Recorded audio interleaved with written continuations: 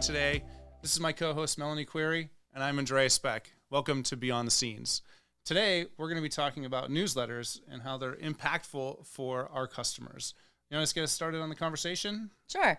So newsletters, some people have said to me, is, a little old school. And honestly, it's not. And with the way that we can create newsletters today, it allows us to put your messaging out there in a different light.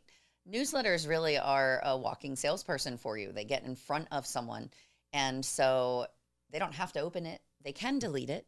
But the nice thing is that usually if that newsletter has a nice headline, it allows someone to quickly be reminded of what you have to offer or what you're about to tell me in that particular newsletter. So what's the best way to approach a newsletter?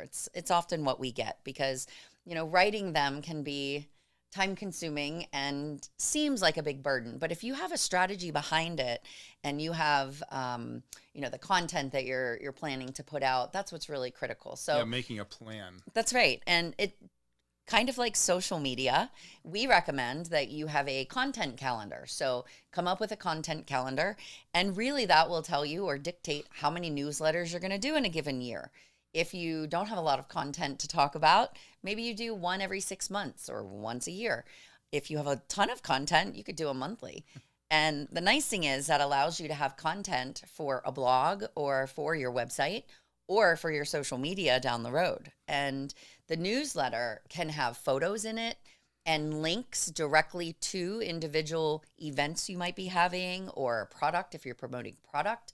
We have a manufacturer that we do newsletters for, and we promote specific products, and we go right to the manufacturer's website sometimes in addition to their own website if they don't have it on their website. So it allows people to engage, and I think that's what people forget, businesses forget when it comes to newsletters. It sounds like it's just another e-blast, and it's really not these days. Yeah, so, there's a kind of buzzwords about drip nurture campaigns. Yeah, my favorite. So what's your interpretation of a drip nurture campaign, and how do we implement that? Sure. So a drip nurture campaign requires strategy, and it absolutely requires a content calendar or a content strategy.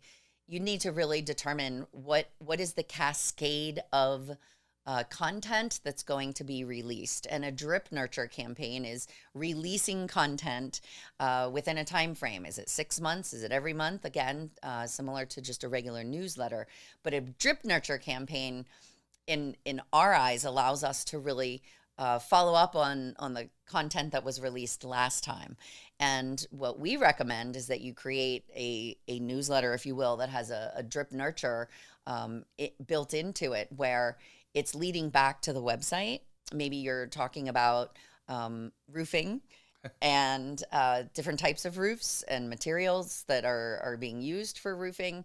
And you have a page on your website that talks about materials. And so that drip nurture campaign really provides that engagement, but more so promotes what you're trying to promote, that product or that service. And we didn't really touch on company news, but a lot of organizations have promotions, sales promotions or promotions internally or new product lines. Like, how do we incorporate those company news, press releases, or just company news into this feed or this stream of drip nurture campaigns that we run? Sure. So as part of the drip nurture, maybe awards that you've won or company good news or, company give back. And that can all be part of that strategy. And so, it just becomes part of the content that you're building into the newsletter. And newsletters don't have to be, tons of content. The idea is to just get in front of your customers, and it allows you to do that. Yeah. And so with different platforms that have this service, so we'll just use Constant Contact or MailChimp as an example. They have templates that make it really easy, but maybe we can talk to the creative side and like the actual copywriting behind it, and to think about to those aspects of, what makes it effective.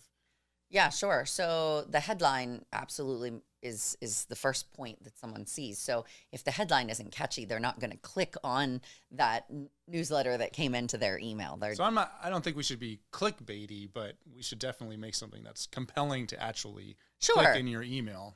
Yeah, if you want them to engage and to read the entire newsletter, you need to have a headline that's the first point they see. And then within the actual newsletter, the format and the structure, each individual piece of it should have its own individual headline or subheader, if you will. And those need to be catchy. If they're catchy enough, someone may just read that and move on. But, the idea is to get them to read the whole thing. Yeah. And thanks so much from all of us at Beyond Spots and Dots for watching Beyond the Scenes. We'll see you next time.